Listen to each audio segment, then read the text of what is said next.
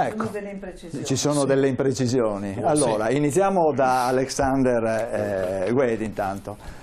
Allora, beh, innanzitutto volevo un attimo fare un intervento al professore che ha detto una cosa molto interessante, perché l'argomento della democrazia, della sua funzione, della crisi democratica che abbiamo visto, possiamo parlare di Brexit, possiamo parlare della Turchia. Ci sono stati forti contrasti, poi una volta che adesso che è stato eletto Trump come presidente, ci sono stati moltissimi cittadini americani che contestano questo voto e sono scesi in piazza. Quindi io credo che anche parlare di democrazia sia giusto, anche capendo le sue fragilità in questo momento storico.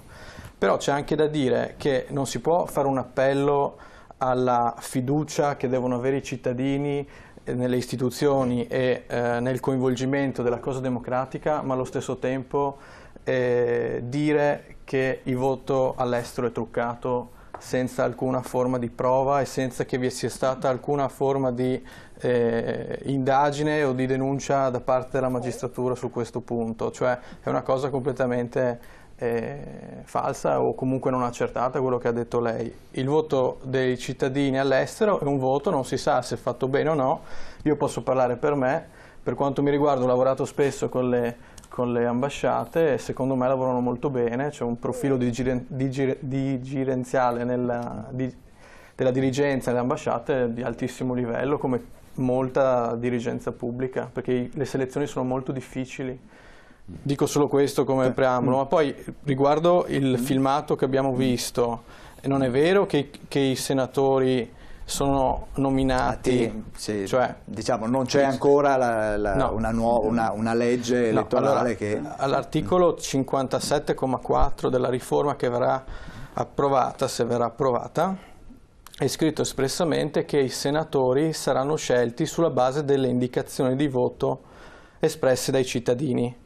Poi verrà formalizzato dal Consiglio regionale, però il Consiglio regionale dovrà tenere conto delle indicazioni di voto dei cittadini e questo è chiaramente espresso, quindi su questo punto il filmato si sbagliava ed è una cosa importante da dirlo, che i senatori saranno scelti dai cittadini, formalizzati poi dal Consiglio regionale.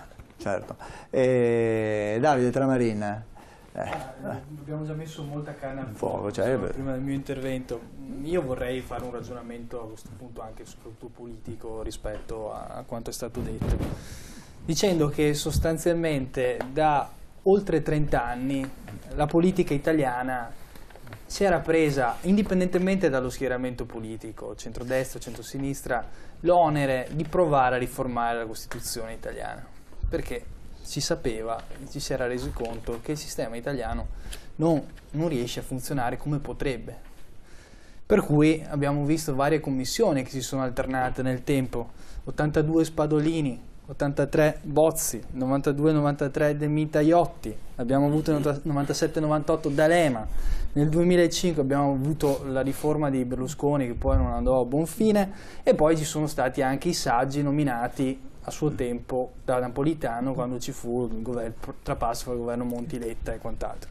Quindi 35 anni in cui l'Italia non è stata in grado di riuscire, la politica italiana non è stata in grado di riuscire a trovare una soluzione e in cui però il mondo è cambiato in maniera vorticosa, è diventato sempre più veloce. Noi sostanzialmente il Partito Democratico per primo e con gli alleati di governo ha approvato una riforma in Parlamento ed ha chiesto, anche raccogliendo le firme, ai cittadini di pronunciarsi su questa riforma per fare sostanzialmente in realtà tre cose, perché è vero quando si dice che è una tematica complessa, ma la riforma vuole intervenire in maniera molto semplice sul funzionamento dello Stato per renderlo più efficiente. Quindi si interviene su tre cose, si fa sì che il Senato non faccia più la stessa cosa della Camera, quindi quel famoso ping pong di cui abbiamo parlato, che fa sì che ci sia per esempio la legge sui piccoli comuni, mentre sappiamo quanto ci siano delle problematiche molto forti legate ai piccoli comuni che sono in grossa difficoltà, è arrivata ormai mi pare alla quarta lettura o alla quinta lettura. Certo, tempi lunghissimi, quindi più efficienza, si riducono anche le poltrone in nome di questa differenziazione del lavoro delle Camere, perché se non è più necessario avere un Parlamento che è oggetto di un bicameralismo perfetto, si può mantenere la Camera come sta e si rende il Senato una Camera delle autonomie che è rappresentata da 100 rappresentanti anziché da tutti i senatori che ci sono oggi.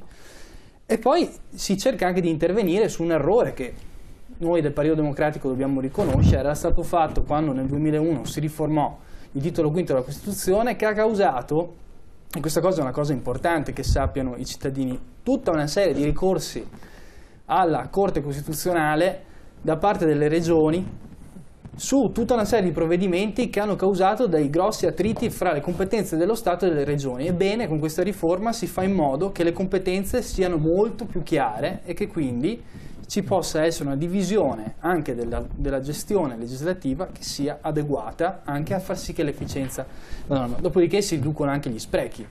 Da risparmiare poco o a risparmiare tanto è sempre bene risparmiare. Anche il CNEL che viene tolto, adesso tutti, ormai il CNEL è diventato un po' come dire la marionetta o la mascotte di questa riforma, è stato un ente che ha costato un sacco di milioni per anni e non è mai riuscito a realizzare nulla. Quindi insomma è una riforma che cerca di intervenire sul bene degli italiani, e proprio a proposito degli italiani, come diceva il professor Casem, questa riforma vuole occuparsi degli italiani.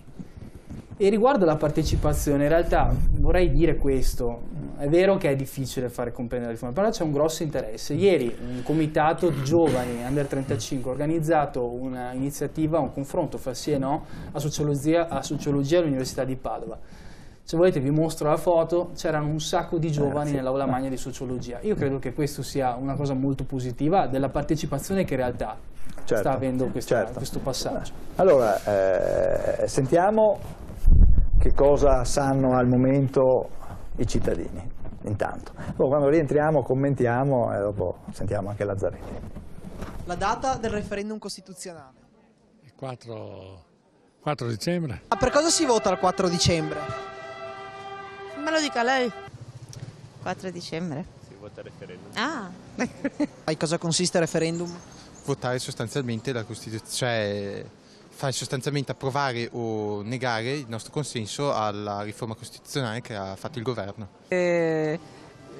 Insomma, per eliminare delle spese inutili in pratica. Quali sono i punti salienti della riforma costituzionale? Oh. Non lo so. Non so rispondervi.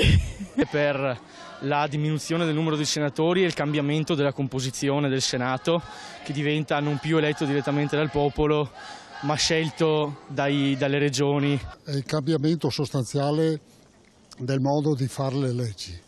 La modifica della Costituzione su tutta la parte dei parlamentari, della modifica importante che la stiamo studiando tutti a casa. Abolizione del CNEL e riduzione di una parte del Senato. Ci sarà una revisione della Costituzione cercano di diminuire i numeri in Senato, le poltrone, diciamo. Togliere il CNER, togliere i 200 senatori, togliere il CNER, non mi ricordo più. Le leggi dovrebbero essere fatte un po' più velocemente sul Senato e sull'abolizione del CNL. Allora ecco, questa allora la voce. Vabbè, ma no, li metto sapevo. Un mese fa la situazione era decisamente peggio.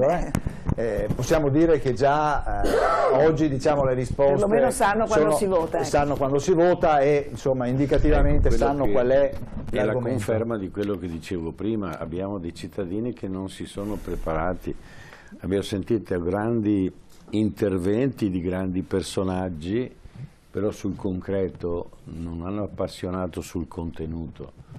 Ecco, e allora siamo al viva Milan o viva Inter e non siamo a dire questo sarà il futuro dei giovani, perché noi stiamo facendo una Costituzione per i giovani, perché noi ormai l'abbiamo già vissuta la nostra. Prego. Certo. Lazzaretti, a lei la riforma costituzionale non piace?